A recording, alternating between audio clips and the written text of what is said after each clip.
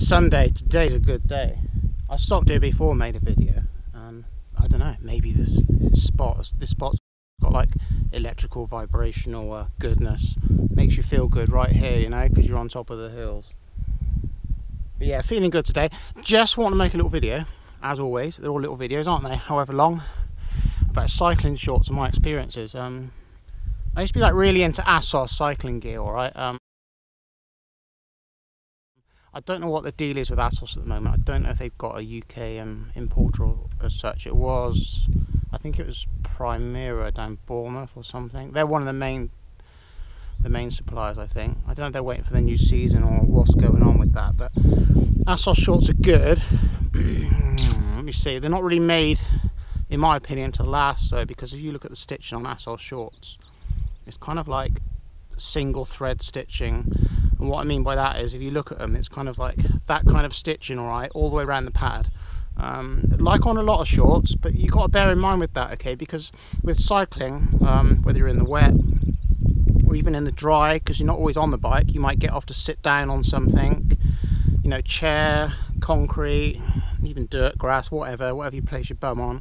And after a while, obviously that's going to be abrasive on cycling shorts, isn't it? So you want to keep an eye on the stitching on your cycling shorts, because if it like snags and snaps, then, and you don't notice it, and you go to wash it, which obviously makes it even worse, because you just go around the washing machine, it can unravel, and next minute you're like stuck with shorts which you can stitch up, but they're not quite the same. They won't like kind of fit the same as what they did when they were new from the factory, you know. So something to bear in mind. Other brands like Gore and like Endura and stuff, they're pretty tip top on their stitching, kind of that kind of configuration, and then they'd be going like a cross stitch as well. But one thing I noticed on a lot of cycling shorts, which a lot of manufacturers want to start doing, all right, is every like 4 or 5 inches they want to like do like a lock stitch, if you understand what I mean. They like stitch it around the other way, which basically means if it does happen to rip, or rather, you know, if the stitch comes undone, then it will go no further than that lock stitch.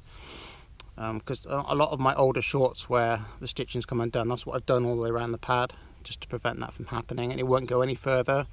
So something to bear in mind. But I mean, obviously the best shorts are the ones that fit you the best, I guess. The same with the bike, whatever that bike might be. Canyon, Scots, Giant. But Giant make a lot of, you know, they not make a lot of bikes and frames of people anyway, but obviously the geometries are different. But whatever someone advises, just, you know, test ride before you buy, sort of thing. And you know, the ones that fit you the best, all right? So something to bear in mind when looking at shorts.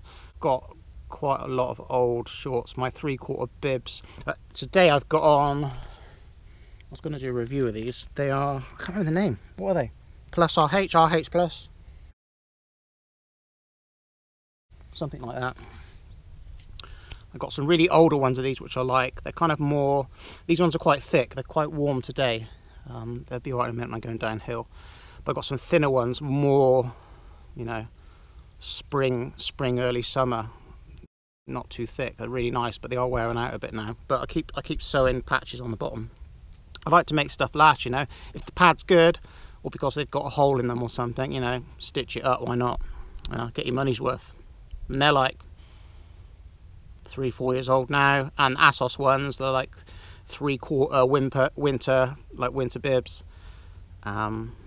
They've done me good as well, about 4 or 5 years old. So thanks for watching. I hope that's some tips to give you an idea for when you're looking for some shorts next. I was going to add as well, today I'm wearing 3/4, and I usually wear 3/4 at least till like early June or something. I mean, it depends. If it warms up, then great, but it's not like I'm afraid of having cold knees, if that makes sense. But you want like warm legs, you want warm muscles, you know. You don't really want to go out and have cold legs and be cold up in the hills. So I'm kind of just right, you know, kind of balances out pretty good for me anyway. So yeah, it's again something to bear in mind, isn't it? Try it out for yourself.